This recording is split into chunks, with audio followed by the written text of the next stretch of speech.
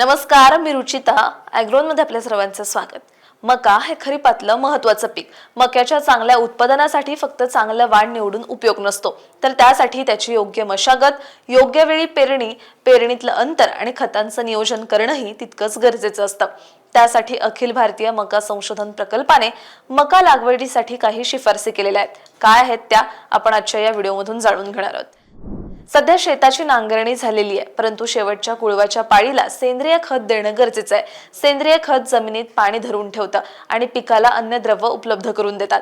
मग किती द्यायचं हे सेंद्रिय खत? तर साधारण 1 हेक्टर जमिनीसाठी 25 ते 30 गाड्या चांगलं कुजलेलं शेणखत किंवा कंपोस्ट खत द्यायचंय.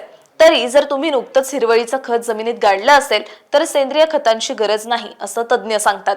आता येऊयात पेरणीकडे. मक्याची पेरणी शक्यतो 15 जून ते 15 जुलैच्या दरम्यान करतात, परंतु यंदाच्या परिस्थितीकडे पाहता 75 ते 100 मिलीमीटर पाऊस पडेपर्यंत पेरणी करायचं थांबायचंय.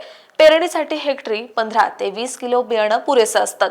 तर पेरणी ही टोकन पद्धतीने जमिनीत 4 ते 5 सेंटीमीटर खोलीवर करायची. पण जेव्हा आपण पेरणी करतो तेव्हा सर्वात महत्त्वाची गोष्ट असते रोपातलं अंतर, कारण यामुळे रोपसंख्या पाळता येते आणि अपेक्षित उत्पादन मिळायलाही मदत होते. मग मक्यासाठी किती ठेवायचं हे अंतर? तर यंदा लवकर तयार होणारे वाण लावायचे असल्याने त्यासाठी 60 बाय 20 सेंटीमीटर इतकं अंतर ठेवायचे. म्हणजेच 2 ओळीतलं अंतर हे 60 सेंटीमीटर आणि 2 रोपातलं अंतर हे 20 सेंटीमीटर ठेवायचंय.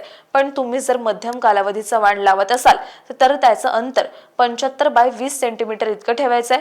रोपांची संख्या योग्य प्रमाणात ठेवण्यासाठी पेरणीनंतर 8 ते 10 दिवसात उगवण झाली की विरळणी करून घ्यायची आहे. मक्याची पेरणी जमिनीच्या प्रकारानुसार करायची आहे.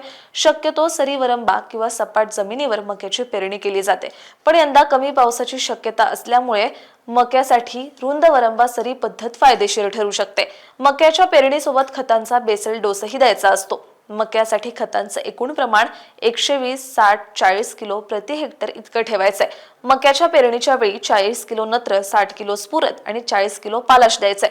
पेरणीच्या 30 दिवसांनी उर्वरित 40 किलो नत्र आणि पेरणीनंतर 40 ते 45 दिवसांनी उरलेला 40 किलो नत्र द्यायचंय.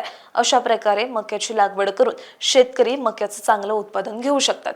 ही माहिती अखिल भारतीय मका संशोधन प्रकल्पातील तज्ज्ञ डॉक्टर सुहास भिंगारदेवे यांनी दिली आहे. तुम्हाला ही माहिती कशी वाटली हे आम्हाला कमेंटमध्ये सांगायला विसरू नका आणि अशाच शेतीविषयक आणि नवनवीन माहितीसाठी ॲग्रोवनला सबस्क्राईब आणि फॉलो करायला विसरू नका.